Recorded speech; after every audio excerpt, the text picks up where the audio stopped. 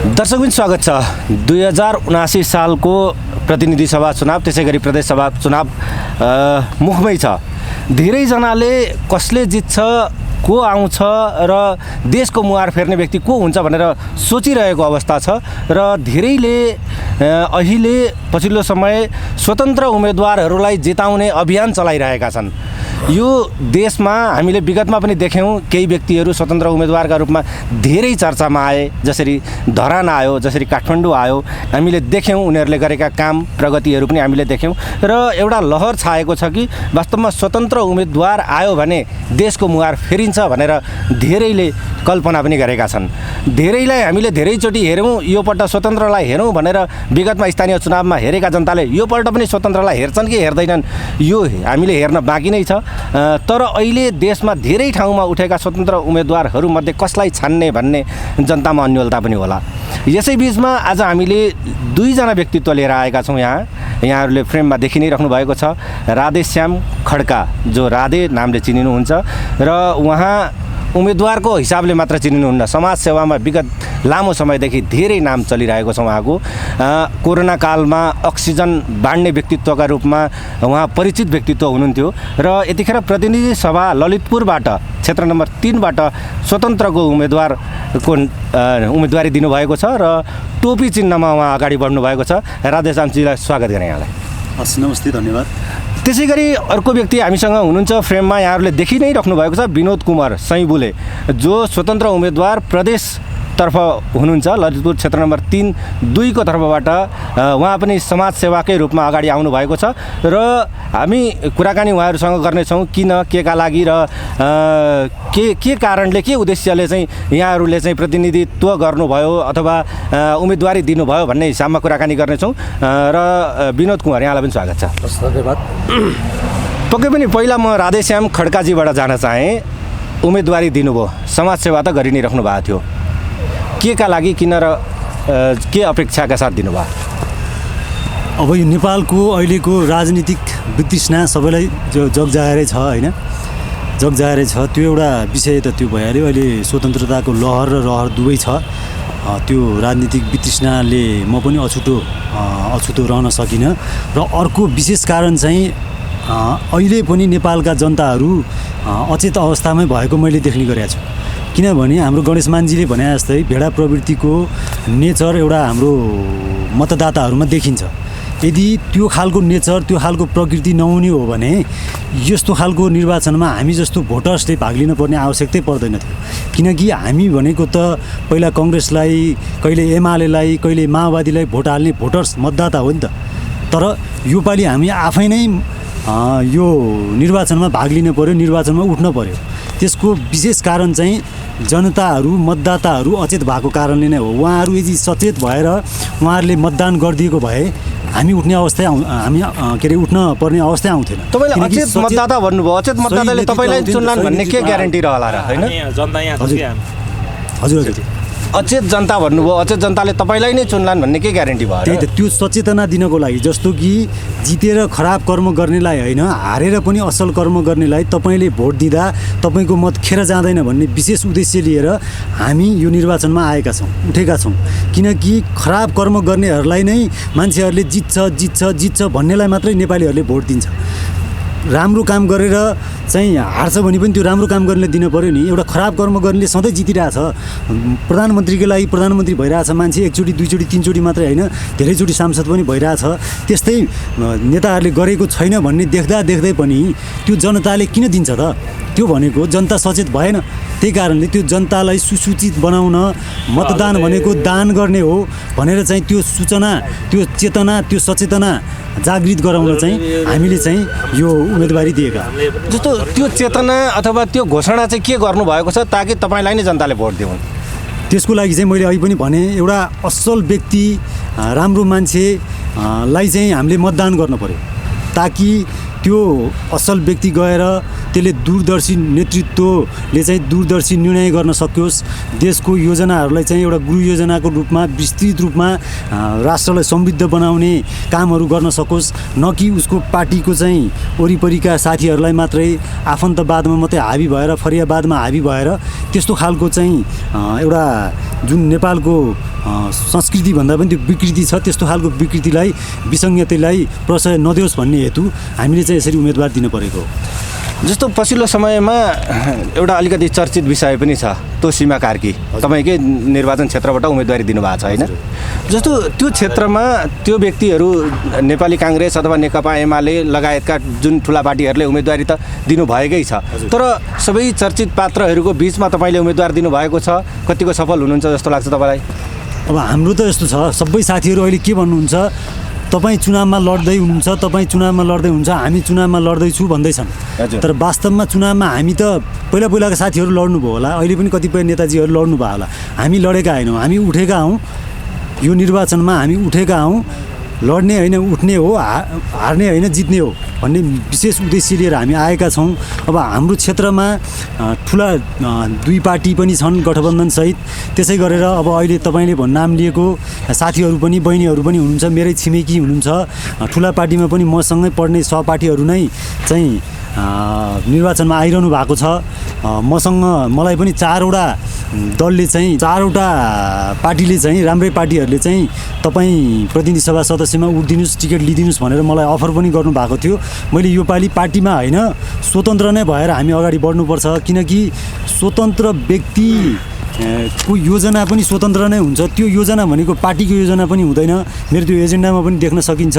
Agenda भन्दा नि मैले त्यसलाई नेपाल पत्र भन्ने गरेको छु, योजना पत्र हो त्यो हाम्रो। त्यो चाहिँ हामी व्यक्तिको पनि होइन, पार्टीको पनि होइन, त्यो ललितपुर क्षेत्र नम्बर 3 को मात्र पनि नभएर त्यो सिङ्गो उपत्यका र नेपालकै नेपाल पत्र हो, त्यो योजना पत्र हो। त्यसमा यहाँहरूलाई म विस्तृत रूपमा जानकारी गराउने नै छु, त्यो हाम्रो योजना पत्रहरू पढ्नु होला। यसरी चाहिँ हामीले त्यो जुन विभिन्न स्वास्थ्य क्षेत्रबाट इन्जिनियरिङ क्षेत्रबाट साथीहरू आउनु भएको छ, अब त्यो इन्जिनियरिङ क्षेत्र नै खाली गरिदिनु त, सबै राजनीतिमा आएर अब इन्जिनियर जति सबै राजनीतिमा आयो भने अब राजनीतिमा इन्जिनियरको मात्रै भिड गर्ने, स्वास्थ्य सेवामा बस्ने डक्टरहरू आएर राजनीतिमा आयो भने त्यो सेवा चाहिँ त्यो अपरेसन चाहिँ कसले गर्ने? अब हामीले गएर गरिदिने होइन, राजनीतिज्ञले गएर त्यहाँ अपरेसन गर्ने त कुरो भएन, हस्पिटलमा गएर मान्छे काट्दै हिँड्ने त कुरो भएन होइन। त्यही कारणले गर्दाखेरि विज्ञहरूको समूह आफ्नो ठाउँमा छ, चाहिन्छ। त्यसको लागि हामीले आइडिया ब्याङ्क भनेर राखेका छौँ। त्यो आइडिया ब्याङ्कमा हामी स्वास्थ्यका चाहिँ डक्टरहरूको चाहिँ समूह ल्याउँछौँ, इन्जिनियरको समूह ल्याउँछौँ, हामीले शिक्षकहरूको समूह ल्याउँछौँ होइन, विभिन्न विज्ञहरूको समूह ल्याएर त्यो आइडिया ब्याङ्क मार्फत हामी ललितपुर एप मार्फत हामी त्यसरी काम अगाडि बढाउँछौँ। जस्तो हामी 2/3 बहुमतको सरकार नै बनाउँछौँ भन्ने हिसाबले लागि परेको छ गठबन्धन सरकार, त्यसको एकजना प्रतिनिधि पम्फा भुसाल पनि यहाँको क्षेत्रमा हुनुहुन्छ होइन? हजुर हो। भनेपछि त सम्भावना कम होइन र आफ्नो जस्तो लाग्दैन तपाईँलाई? हजुरको गठबन्धनमा के छ भने एउटा पूर्वको ध्रुव छ, एउटा पश्चिमको ध्रुव छ। त्यो चुम्बकमा एक किसिमको चाहिँ आकर्षण हुन्छ, एक किसिमको चाहिँ त्यो विपरीत ध्रुव कहिले पनि त्यो जोडिँदैन है। यो कहिले पनि नजोडिने विपरीत ध्रुव गठबन्धन भएर आएको छ, एउटा पूर्वतिर जान्छ, एउटा पश्चिमतिर जान्छ। अब उहाँले पहिला 18,000 भोटले जित्नुभयो, उहाँ फेरि यहाँको ललितपुर क्षेत्र नम्बर 3 को उहाँ टुरिस्ट उम्मेदवार हो, उहाँ त अर्घाखाँचीमा गएर उठ्नुहोस् भनेको मैले व्यक्तिगत रूपमा उहाँलाई, तर उहाँ चाहिँ यहीँ उठ्नुभयो टुरिस्ट उम्मेदवारको रूपमा। हामी त यहाँको स्थानीय मान्छे, अब उहाँले 18,000 भोट ल्याउनु भएको छ भने म 36,000 भोट ल्याउँछु, किनकि मेरो अलरेडी भोट मेरो भाइ नै उपमेयरमा उठेको आजभन्दा 5 वर्ष अगाडि, त्योभन्दा अगाडि स्वतन्त्रमा मेरो भाइ 10 वर्ष अगाडि स्थानीय निर्वाचनमा उठेको। यहाँ हाम्रो अहिले स्वतन्त्रको त लहरहरू सुनिन्छ, त्योभन्दा 10 वर्ष अगाडिदेखि हाम्रो घरमै स्वतन्त्रताको प्र्याक्टिस भएको छ। जस्तो अरूभन्दा फरक योजना जनताले सुन्न चाहन्छन्, तपाईँबाट चाहिँ तपाईँको अरूभन्दा केही नयाँ आओस् जसले गर्दा हामी उहाँलाई भोट दिउँ भन्ने त्यस्तो केही छ तपाईँसँग? हाम्रो सबै नयाँ छ नि, हाम्रो मैले अघि भनिहालेँ नि, त्यो हजुरको त्यो नेपाल पत्रमा मैले लेखेको छु। हजुरको यो नेपाल पत्रमा के भनेको छ, हामीले यो प्रतिबद्धता पनि भनेको छैनौँ, यसमा एजेन्डा वाइज पनि हामी त्यो केही पनि गएको छैनौँ। हामीले के भनेको छौँ यसमा, हामीले बागमती आजभन्दा 25-30 वर्ष अगाडि बागमतीमा म पौडी खेलेको मान्छे, नखु खोलामा पौडी खेलेको मान्छे, उपत्यकाको नदीहरू यति शुद्ध थिए, यति सफा थिए, घटघट पानी खाएर उहाँ विनोदजीले हामी लिएर उपत्यकामा 25-30 वर्ष अगाडि यहाँ रहने साथीहरूले सबैले स्विमिङ सिकेको उपत्यकाकै नदीमा हो। त्यही नदीको पानी खाएर आज म यहाँ उम्मेदवारी दिइरहेको छु। त्यो नदीलाई हामीले पौडी खेल्न लायक बनाउँछौँ भनेको छौँ 4वटा ट्रिटमेन्ट सेन्टर बनिसक्यो एडिबीको सहयोगमा।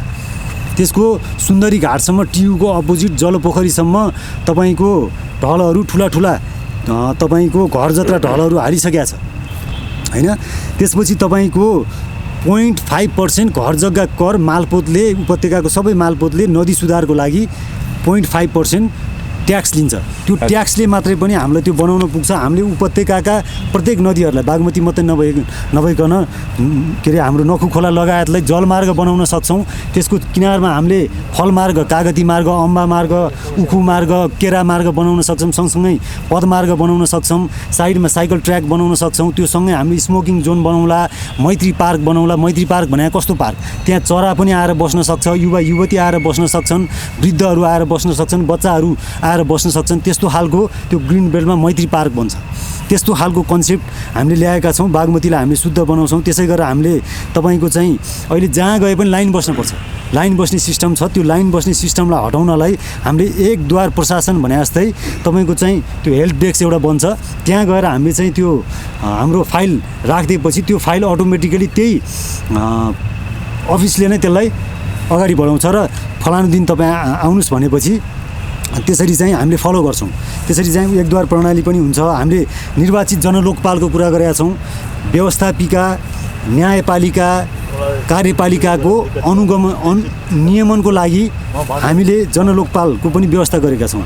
त्यसमा विशेष गरेर तपाईँको अहिले न्यायालयको कुरा छ नि, न्यायालय अन्यायालय भइरहेछ, न्यायाधीशहरू अन्यायाधीश भइरहेछन्। त्यो हामी आफै पनि पीडित छौँ होइन। त्यस्ता कुराहरू छन्। त्यसै गरेर हामीले तोरीको तेल, एउटा म ललितपुरको तोरीको तेलको उदाहरण गर्छु। ललितपुरलाई हामीले ब्रान्ड बनाउने भनेका छौँ। तोरीको तेलमा कोलेस्ट्रोल हुन्छ भनेर तपाईँको चाहिँ तोरीको तेललाई विस्थापित गरिएको छ, नेपालको तोरीको तेललाई। जबकि थाइल्यान्डमा बन्ने, तपाईँको मलेसियामा बन्ने, म आफै गएको छु त्यहाँको चाहिँ पाम आइल ल्याएर हामीले सनफ्लावर ब्रान्डको रूपमा त्यो तेल एकदमै त्यो चाहिँ साउथ एसिया, अफ्रिका र हाम्रो नेपालमा मात्रै किन्न पाइन्छ। त्यो अन्त बिक्री हुँदैन।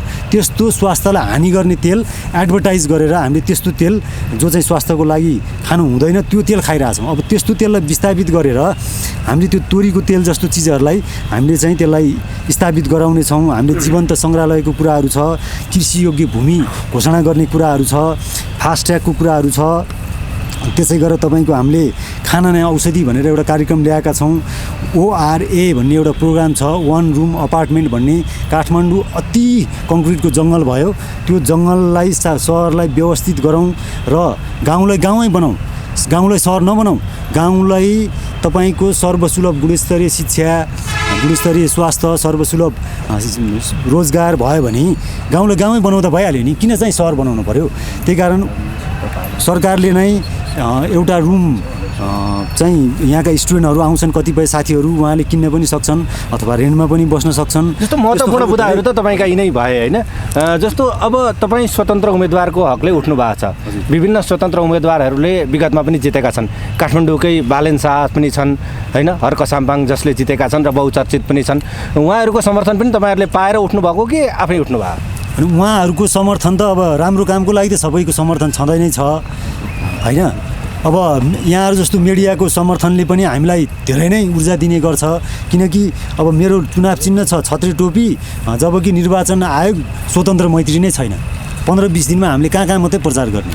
यहाँहरू जस्तो मिडियाको सकारात्मक प्रचार भयो भने सबैलाई थाहा हुन्छ र त जनताले चाहिँ यो टोपी भन्ने के अरे चिन्हमा पनि मान्छे उठ्या छ भनेपछि बल्ल त्यहाँ भोट हाल्ने हो। त्यही कारणले गर्दाखेरि हजुरहरूले पनि सकारात्मक प्रचार गरिदिनु पर्यो। निर्वाचन आयोग पनि स्वतन्त्र मैत्री हुन पर्यो भन्ने कुराहरू पनि मैले राखेँ। त्यसै गरेर अनिवार्य राष्ट्र सेवा भन्ने कुरा पनि हामीले राखेका छौँ। त्यसै गरेर एउटा अझ मैले विशेष हजुरलाई एउटा जानकारी गराउन चाहन्छु। भेटघाट भयो बालनजीहरूसँग, जस्तो नजिकको व्यक्तित्व, अब स्वतन्त्र उम्मेदवार त बालेन शाह नै हुन्छ, नजिकको व्यक्तित्वसँग अथवा स्वतन्त्र उम्मेदवारसँग भेटघाट कुराकानी भयो तपाईँहरूको? अब बालेन शाहजीलाई पर्सनल्ली 1-2 चोटि भेटघाट भएको चुनाव अगावै। हजुर, बालेन शाहको टिम जो साथीहरू हुनुहुन्छ उहाँ प्राय मैकामा खाजा खान आउनुहुन्थ्यो। किनभने म निःशुल्क कपडा ब्याङ्क भनेर मैले खोलेको करिब 5 वर्ष अगाडि नेपालको 200 स्थानमा छ। त्यो कसैको पुरानो कपडा कसैको लागि नयाँ हुनसक्छ भनेर। त्यसै गरेर तपाईँको निःशुल्क भोजन सेवा भनेर फुड ब्याङ्क भनेर मैले देशैभरि खोलेँ। त्यसमा चाहिँ भारत सरकारले मलाई कोभिड-19 हिरो भनेर पुरस्कार पनि प्रदान गर्यो। त्यसको साथी हाम्रो पुण्य गौतमजी हुनुहुन्छ। उहाँसँग त म देशका विभिन्न कुनामा चाहिँ अक्सिजन ब्याङ्क भनेर अक्सिजनहरू लिएर, औषधि ब्याङ्क भनेर औषधिहरू लिएर हिँडेँ। करिब 70 जिल्लामा म पुगेको छु। त्यो चुच्चे नक्सा भएको ठाउँ जहाँ चाहिँ ब्यास गाउँपालिका पर्छ, त्यो ब्यास गाउँपालिकामै गएर मैले त्यहाँ कन्सन्ट्रेटरहरू, अक्सिजन सिलिन्डरहरू, खाद्यान्नहरू, औषधिहरू 10,000लाई मैले बाँडेको छु। भनेपछि समाज सेवाले मात्रै पुग्दो रहन्छ, प्रतिनिधि भएरै काम गर्नुपर्छ भन्नुपर्ने रहेछ भन्ने भयो तपाईँलाई अब? हजुर हजुर। अब समाज सेवा चाहिँ कस्तो भयो भने एउटा कोठाभित्र गरिने, एउटा समाजभित्र गरिने, एउटा टोलभित्र गरिने भयो, जिल्लाभित्र गरिने भयो। तर राजनीति भनेको त बृहत्तर समाजसेवा भयो। यो भन्ने यसले त चाहिँ पुरै देशलाई नै समेट्छ हैन। त्यही कारणले गर्दाखेरि अघि तपाईँले भन्नुभयो अब बालेनजी, हर्कजीको कुरा गर्नुभयो। उहाँहरूको पनि आफ्नो विशेषता होला, तर उहाँहरूले जुन काम जुन बेला गर्नुभएको थियो उहाँको त मैले नामै सुनेको थिइनँ। त्यो बेलामा पुण्यजी जस्ता साथीहरू, विनोदजी जस्ता साथीहरू, म, हाम्रा धेरै साथीहरू, हामी त 10 वर्ष अगाडिदेखि चाहिँ एउटा चाहिँ सडक मानवमुक्त राष्ट्र बनाउनु पर्छ भनेर मैले एउटा नवजीवन परोपकार समाज भन्ने मेरो गङ्गबुमा 151 जग्गा दान दिएर त्यहाँ आश्रम पनि छ, अहिले पनि छ। सडकका प्राणीहरू पनि हामीले राखेका छौँ। त्यो नुवाकोटको तारमा हिँडेको एकजना साथी तपाईँले याद गर्नुभयो होला, त्यो साथीलाई पनि हामीले ल्याएर उपचार गरेर अहिले पुनर्स्थापना पनि गऱ्यौँ उनको घरमा नुवाकोटमा। नेपाल आर्मीले नै हामीले ल्याएर बुझाइदिनु भएको थियो। त्यसरी चाहिँ हामीले विभिन्न काम गर्ने मौका पाइयो। त्यो सिलसिलामा धेरै काम गरियो क्या। त्यो काम गरेको कुराहरूलाई हामीले पब्लिसिटी गर्नलाई प्रचार प्रसार कम गरियो। अब चाहिँ प्रचार प्रसार गर्नुपर्ने अवस्था आयो, किनकि मान्छेहरूलाई थाहा हुनु पऱ्यो यो कस्तो खालको मान्छे हो, राधे खड्का भनेको के हो, ललितपुर क्षेत्र नम्बर 3बाट यसले के काम गर्यो भनेर त्यहाँको जनतालाई त जानकारी हुनु पऱ्यो नि त। त्यो कारणले प्रतिक्रिया कस्तो छ तपाईँको?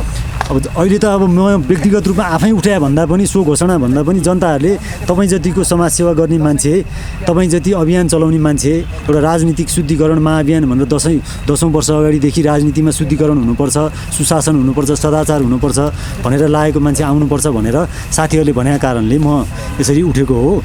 चुनाव चिन्ह छत्रे टोपी हजुर, मैले लगाएको 10 वर्षदेखि लगाएको यो छत्रे टोपी नै निर्वाचन आयोगले पनि दिनुभएको छ। उहाँहरूलाई पनि धन्यवाद दिन चाहन्छु। पक्कै पनि। त्यसो भए तपाईँको जित्ने सम्भावना चाहिँ तपाईँले आफूले चाहिँ सबल देख्नु भएको छ होइन? हजुर, जित्ने सम्भावना होइन, जितिन्छ नै। जस्तो नेपाली काङ्ग्रेसको साथीहरूले अब त माओवादीलाई कसरी भोट हाल्नुहुन्छ गठबन्धनलाई? नेपाली काङ्ग्रेसको योभन्दा अगाडिको पम्फा भुषाल हुनुहुन्थ्यो, त्योभन्दा अगाडि मदन अमात्य हुनुहुन्थ्यो। उहाँले त ल तपाईँलाई सबै भोट भनिसक्नुभयो, मिडियामै भनिदिइसक्नुभयो होइन। त्यसै गरेर हाम्रो केशरबहादुर विष्टजी हुनुहुन्छ, धेरैचोटि सांसद भन्नुभएको। उहाँले तपाईँ जस्तो व्यक्ति नआए, तपाईँहरूको जस्तो स्वतन्त्र टिमै समर्थन छ, यही बुझौँ हामी। तपाईँहरू सबैलाई सँग आउने नै छु। जस्तो विनोद कुँवरजी हुनुहुन्छ, ललितपुर क्षेत्र नम्बर 3 को 2 प्रदेश सभा सदस्य उम्मेदवार होइन। तपाईँको चुनाव चिन्ह चाहिँ बिजुलीको चिम होइन। यो चुनाव चिन्ह लिएर उठ्नु भएको छ, जित्ने आशमा हुनुहुन्छ? अब हामी पहिला त समाजसेवाकै कुरा गर्छौँ।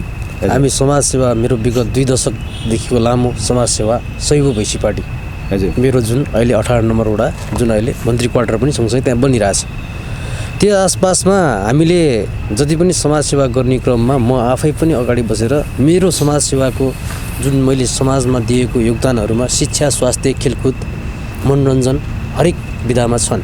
त्यसकारण अब हामीले प्रदेशमा किन आउनु पर्यो भन्ने कुरा पनि त आयो। अब हामीले चाहिँ सबै पार्टीहरूले चाहिँ प्रदेशमा पनि दिइरहेछन्, प्रदेश वितृष्णाको कुरा पनि आइरहेछ, सबैमा वितृष्णाको कुरा आइरहेछ। पार्टीहरूले चाहिँ उम्मेदवारी दिने, स्वतन्त्र चाहिँ प्रदेशमा उम्मेदवारी नदिने त भन्ने कुरा मलाई मनमा खड्कियो। त्यसकारण मैले चाहिँ प्रदेशमा दिएको हो। अब हामीले प्रदेशमै किन त भनेर फेरि प्रश्न गर्नु पर्दाखेरि चाहिँ अब मैले जुन ठाउँबाट म सैगो भैँसी पार्टीबाट उम्मेदवारी भएर आएको छु, हाम्रो प्रदेशमा जम्मा 10वटा वडा पर्छ। त्यस कारणले कुपनडोलमा आएर मैले समाजसेवा गर्न पाएको छैन, सानेपामा आएर मैले समाजसेवा गर्न पाएको छैन। त्यस कारण मैले जुन ठाउँमा समाजसेवा गरेको छु त्यो ठाउँ नै मेरो मूल उद्देश्यको आधार मानेर म चुनावमा चाहिँ आएको। उद्देश्य के छ त तपाईँको? अब हामीले हिजो समाजमा जति पनि शिक्षा, म आफू स्कुलको पोइन्ट वाइज भनिदिनुहोस् न, 1 2 3 जनताले बुझ्ने गरी। म अब शिक्षामा मेरो जुन हिसाबले म आज स्कुलको सञ्चालक समितिको अध्यक्ष पनि भएर आएको सरकारी स्कुलमा। अब शिक्षाको सरकारी नीति हो भने अहिले फ्री शिक्षा भन्ने कुरा छ। त्यस कारणले म आफू सञ्चालक समिति अध्यक्ष हुँदाखेरि पनि फ्री शिक्षा चाहिँ त्यहाँ उपलब्ध गराउन सकिनँ। त्यस कारणले फ्री शिक्षा चाहिँ कसरी उपलब्ध हुन्छ त भन्ने कुरा चाहिँ मलाई आफ्नो मनमा जागेर अब म नै यो ठाउँमा आएपछि फ्री शिक्षा लागू गर्न सक्छु भन्ने कुरा चाहिँ मलाई लागेर मेरो उम्मेदवारी। पक्कै पनि हामी अन्त्यतिर पनि छौँ। तपाईँहरू स्वतन्त्र उम्मेदवारको हकमा यहाँ अहिले हाम्रो फ्रेममा हुनुहुन्छ होइन, तर तपाईँहरूको यो घोषणापत्र भनौँ न, यो चाहिँ एउटै छ क्या सबैजनाको, हेर्नुहोस् त होइन, एउटै भइसकेपछि त कसरी स्वतन्त्र हुनुभयो त? तपाईँहरू मिलेर जानुभयो कि भन्ने आशंका पनि रहला नि त अब जनतामा यो प्रचार बाँड्दाखेरि। अहिलेसम्म स्वतन्त्रको प्यानल बनेको कहीँ पनि छैन। हामीले स्वतन्त्रको पनि एउटा नमुना हुनसक्छ हाम्रो ललितपुर क्षेत्र नम्बर 3बाट भन्ने कुरा हामीले धेरै सोच राखेर हामीले प्यानल बनाएर चाहिँ हामी उम्मेदवार पहिला स्वतन्त्र उम्मेदवार हुनुभयो, त्यसपछि तपाईँहरू एक ढिक्का हुनुभयो। त्यस कारणले हामी प्यानल बनाएरै लड्नुपर्छ भनेर चाहिँ हामी 3 जना चाहिँ भएर राधे खड्काजी र म स्वयं विनोद कुँवर र हाम्रो कमा चाहिँ अजय अछामी भन्ने चाहिँ हाम्रो ग्रुप मिलेर चाहिँ हामी यसरी चाहिँ चुनावमा आछौँ। पक्कै पनि तपाईँहरूको यो सफलताको शुभकामना होइन। जुन जुन चुनाव चिन्ह लिएर उठ्नु भएको छ, हामीले विगतमा पनि कुराकानी गरिसक्यौँ र जुन जुन चुनाव चिन्ह लिएर उठ्नु भएको छ पक्कै पनि जनतालाई तपाईँहरूले बुझाउनु हुनेछ र त्यो चुनाव चिन्हमा पक्कै पनि जनताले तपाईँहरूलाई भोट दिनुहुनेछ र राष्ट्रको मुहार फेर्नको लागि तपाईँहरू जुन स्थानमा तोकिनु भएको छ त्यो स्थानमा पुग्नुहुनेछ र राष्ट्रको मुहार फेर्नुहुनेछ, यो अपेक्षा पनि हामी गर्छौँ। यहाँहरू दुवैजनालाई धेरै धेरै धन्यवाद भन्न चाहेँ। हस् त, धन्यवाद। अन्तिममा केही कुरा राख्नु मैले चाहेको, अब बिजुलीको मेरो चिन्ह चाहिँ किन लिएको भन्दाखेरि जुन ठाउँबाट नेपालमै अधिराज्यमै पहिलो बिजुली चम्केको ठाउँ चाहिँ हाम्रो प्रदेश खोकनाबाट चाहिँ पर्छ। त्यस कारणले तपाईँले बिजुलीको चिम त्यहाँबाट चाहिँ मुहार फेर्नको लागि, देशकै मुहार फेर्नुपर्छ भन्ने उद्देश्यका साथ मैले चाहिँ बिजुलीको चिम लिएर आएको छु। अब जनताहरूले, हाम्रो जुन प्रदेशवासीहरूले यसपालि चाहिँ नि समाजमा हेर्नेलाई भन्दा गर्नेलाई मत भन्ने चाहिँ हाम्रो अवधारणासहित हामी प्रस्तुत भएका छौँ। यहाँलाई धेरै धेरै धन्यवाद। अन्त्यमा लगभग धन्यवाद पनि भनिसकेँ, तर पनि अन्त्यमा केही भन्नु छ यहाँको? नमस्ते सम्पूर्ण मलाई हेर्ने सुन्ने साथीहरूलाई म के भन्न चाहन्छु भने, दाजुभाइ तथा दिदीबहिनीहरूलाई, म ललितपुर क्षेत्र नम्बर 3 को प्रत्यक्षतर्फको प्रतिनिधि सभा सदस्यको उम्मेदवार राधे खड्का, यहाँहरूले सम्पूर्णले मलाई जसरी पहिला पनि माया गर्नुभयो त्यसै गरेर योपालि पनि माया गर्नुहुनेछ। पक्कै पनि यहाँहरूको अमूल्य मतदान मलाई दिनुहुनेछ र मलाई विजयी पनि गराइदिनुहुनेछ र मैले विजय गरेको खण्डमा ललितपुरलाई एउटा साँच्चीकै ब्रान्ड बनाउने छु। काठमाडौँ बाहिरबाट सुन्दाखेरि यो ललितपुर, भक्तपुर र काठमाडौँलाई काठमाडौँ उपत्यका भन्ने गरिन्छ, तर यो वास्तवमा ललितपुर काठमाडौँ उपत्यकाभित्र परे पनि ललितपुर आफैमा एउटा गरिमामय सहर हो। ललितपुर छुट्टै सहर हो। काठमाडौँ बाहिरबाट र नेपाल बाहिरबाट सुन्ने साथीहरूले पनि ललितपुरलाई ललितपुरै भनेर चिन्नुपर्छ। ललितपुरलाई त्यसरी ब्रान्ड बनाएर ललितपुर जीवन्त सम्पदाको सहर हो, ललित कलाको सहर हो। यसर्थ ललितपुरलाई मैले छुट्टै ब्रान्डको रूपमा एउटा बनाउने छु, जीवन्त सङ्ग्रहालयको रूपमा अगाडि बढाउने छु। यसर्थ सम्पूर्ण ललितपुर क्षेत्र नम्बर 3 वासी र सम्पूर्ण स्वदेश तथा विदेशमा बस्ने साथीहरूलाई मलाई साथ सहयोग र मत दिनुहुन्छ भन्ने मैले विश्वास दिएको छु। र सम्पूर्ण हजुर छत्रे टोपी मेरो चुनाव चिन्ह परेको छ र सम्पूर्ण मिडियाकर्मी साथीहरूलाई पनि म हृदयदेखि आभार प्रकट गर्न चाहन्छु। हस्, यहाँ दुवैजनालाई धेरै धेरै धन्यवाद। हस्, धन्यवाद।